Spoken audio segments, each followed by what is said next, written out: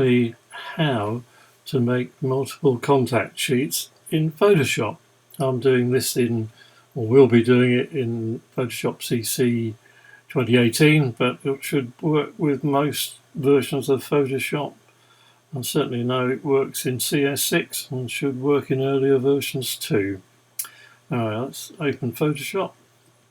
Go to File, File, Automate, Contact Sheet 2.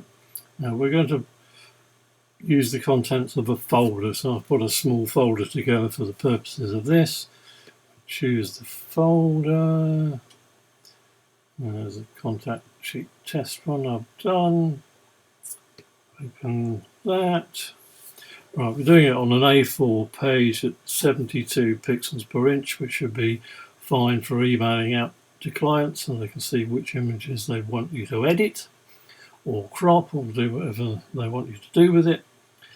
By default, it puts everything on, every image in the background and all the text on different layers. So that we'll ask it to flatten it, make it an 8-bit RGB color image.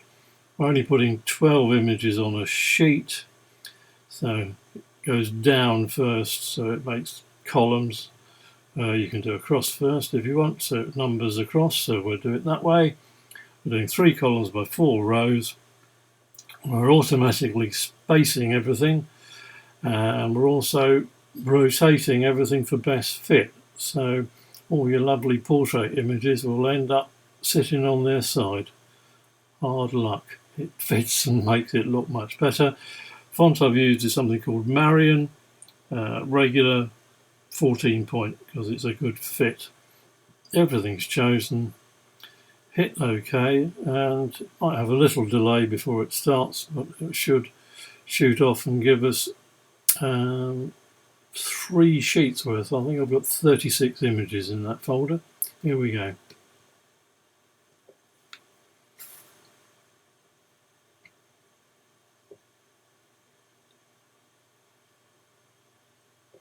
It does take a while to get going.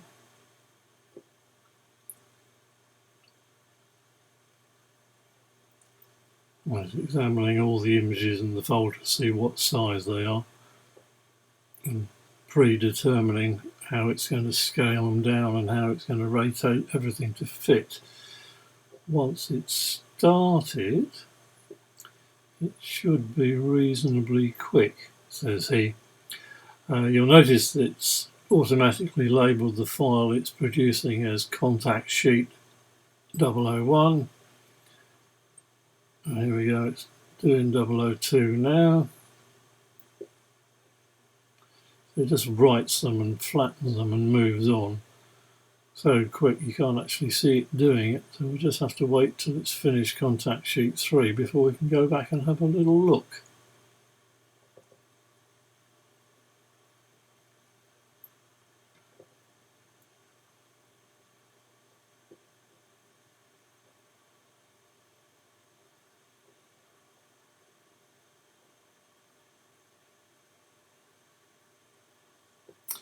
Oh, this one's taken a while.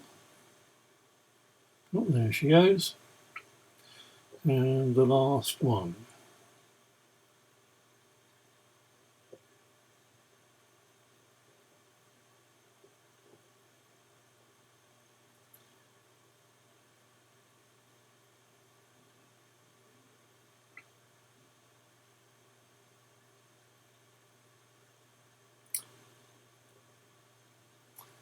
Talk amongst yourselves.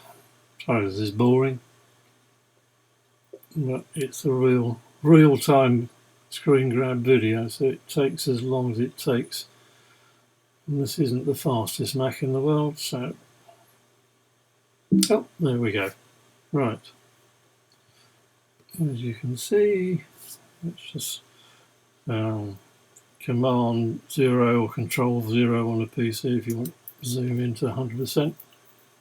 So there we go. There's all the images laid out in the correct order from top left to bottom right. They're rotated to fit, as you can see. Same on the next one, Command 0 again. Command 0 again. If you want to save them, whichever, always go back to the first one first, I don't know why. File, save as. Let's stick it in the same folder it came from.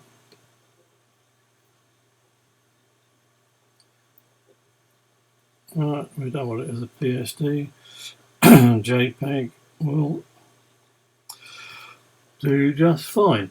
File must be saved as a copy. Rubbish.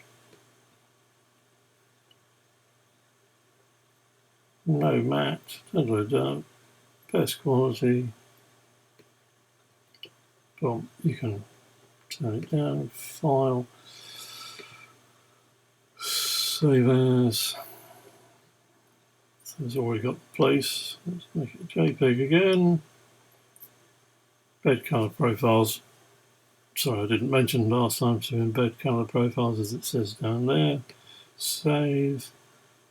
Save again. And the next one. File. Save as. Make it a JPEG. Ta-da. And again. And they're so small you can't even see it saving down the bottom. And you can close them. No, I don't want to save it because it will just want to save it out as a Photoshop file or a PSD. So forget that. Forget that. Forget that. Don't save. We can close Photoshop. And Q. And go back in here. Right, and all these wedding contact sheet tests. There's my 3 contact sheets. Quick view. Make them a bit bigger so you can see them on the video. So there's 1, there's 2, there's 3. It's as easy as that. Thank you very much and goodbye.